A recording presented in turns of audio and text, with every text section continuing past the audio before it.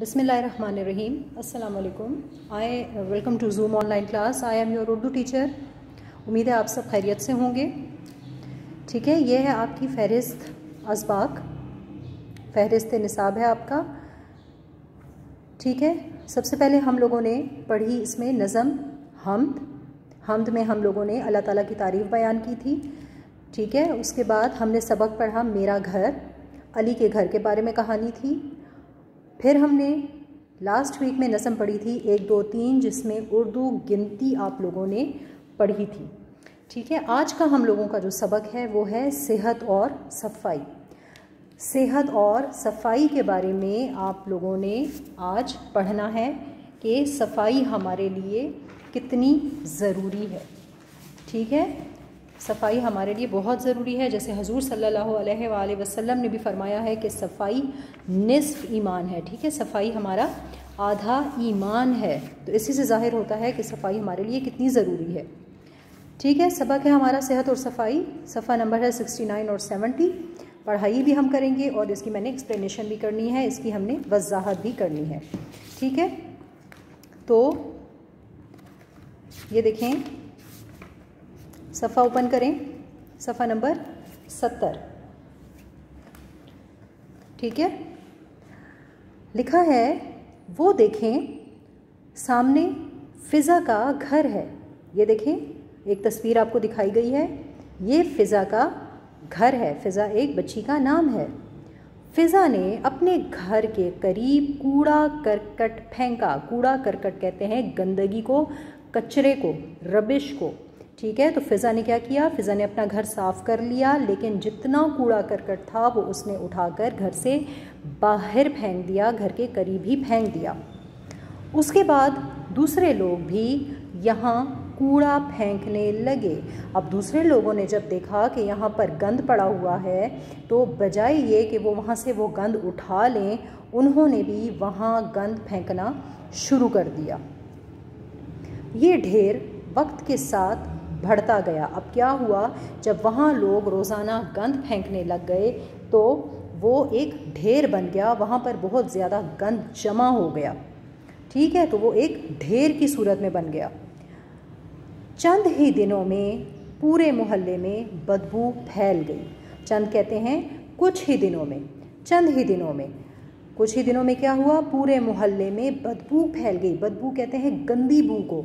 अब गंदी बू वहाँ कैसे फैल गई, जाहिर है वहाँ पर कूड़ा करकट, जब गंदगी फैल गई, ठीक है, तो वहाँ पर आपने देखा होगा कि जब आप घर से बाहर जाएं तो डस्टबिन पड़े होते हैं।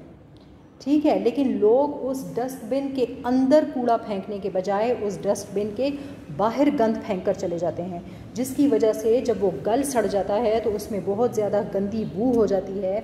वहाँ पर आपने देखा होगा मक्खियाँ भी फैल जाती हैं, वहाँ पर मच्छर भी पैदा हो जाते हैं। ठीक है, जिसकी वजह से लोग तरह तरह की बीमारियों का शिकार होने लगते हैं। अब यहाँ पर भी ऐसा ही हुआ, जब लोग गंद फेंकने लग गए, एक ही जगह गंद का ढेर लग गया, कूड़ा करकट फेंकने लगे, तो पूरे मोहल्ले में क्या हुआ, थोड़े दिन के बाद बहुत ज़्यादा गंदी बू फैल गई, बदबू फैल गई, मक्खियाँ और मच्छर भी पैदा हो गए, लोग बीमार होने लगे। जाहिर है जब एक जगह गंदगी फैल जाएगी, वहाँ पर हवा साफ़ नहीं होगी, बदबू फैल जाएगी, और जब लोग उस गंदी हवा में सांस लेंगे तो क्या वो सेहतमंद रहेंगे? नो, वो तरह तरह की बीमारियों का शिकार होने लगेंगे। सबको फ़िक्र हुई, फ़िक्र कहते हैं परेशानी हुई उनको। वो सोचने लगे कि आखिर इस बीमारी की वजह क्या है। वो सोचने लगे कि आखिर लोग क्यों बीमार हो रहे हैं। डॉक्टर साहब ने बताया। अब जब वो बीमार हो गए, जब आप बीमार होते हैं तो किसके पास जाते हैं, ज़ाहिर है डॉक्टर के पास जाते हैं। तो वो लोग भी जब बीमार होने लगे तो वो डॉक्टर के पास गए, और डॉक्टर साहब ने बताया कि बीमारियों की असल वजह कूड़े का ढेर है। डॉक्टर ने क्या बताया कि जो लोग बीमार हो रहे हैं तो इसकी जो असल वजह है वो ये कूड़े का ढेर है, जिसकी वजह से गंदगी फैल रही है, जिसकी वजह से बदबू फैल रही है, मक्खियाँ और मच्छर पैदा हो रहे हैं, इसकी वजह से लोग बीमार हो रहे हैं।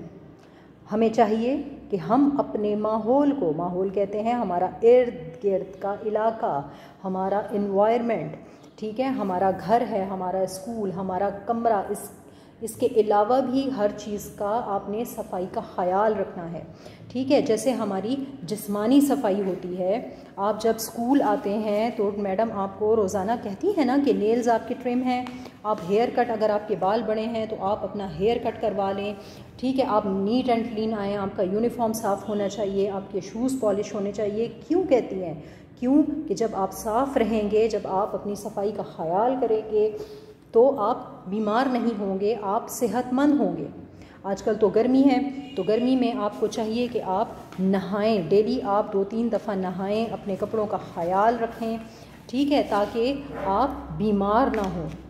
ये देखें, आपको नहाना है, आपने दांत ब्रश करने हैं। जब आप सुबह उठते हैं तो जाहिर है सारी रात का मुंह बंद होता है, मुंह में जरासीम हो जाते हैं।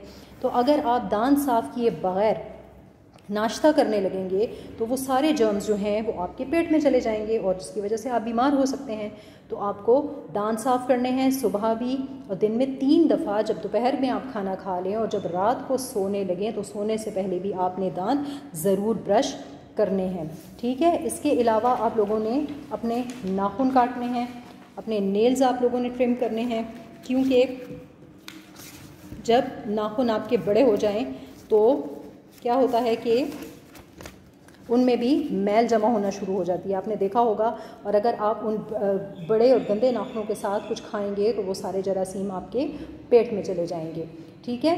अपनी जिस्मानी सफाई के अलावा आपने अपने कमरे को साफ़ रखना है। आपने अगर कुछ खेला है, खिलौने हैं वो आपने खेल लिए हैं तो उनको आपने वापस अपनी जगह पर भी रखना है, ठीक है। वो हर जगह बिखरे हुए ना हो, वो हर जगह बिखरे हुए नहीं होने चाहिए। इसकी वजह से क्या होगा, आपका कमरा जो है वो गंदा लगेगा, आपका घर जो है वो गंदा लगेगा, ठीक है। आपने अपने कमरे को साफ़ रखना है, आपने अपने कपड़ों को साफ़ रखना है, आपने अपनी जिस्मानी सफाई का ख्याल करना है, आपने अपने घर को साफ़ करना है। और घर की सफाई करने के बाद जो कूड़ा करकट है वो हमने घरों से बाहर नहीं फेंकना, वरना जो फ़िज़ा ने काम किया था तो फिर वही हाल हर जगह होगा, ठीक है। हर जगह बदबू फैल जाएगी, मक्खियाँ और मच्छर पैदा होंगे और जब बीमारियाँ फैलेंगी तो क्या होगा, लोग बीमार होना शुरू हो जाएंगे, ठीक है। तो हमने अपने इर्द गिर्द के माहौल का, अपना हर चीज़ का बहुत ख्याल रखना है ताकि हम सेहतमंद रहें, ठीक है। नेक्स्ट लेक्चर तक के लिए अल्लाह हाफ़िज़।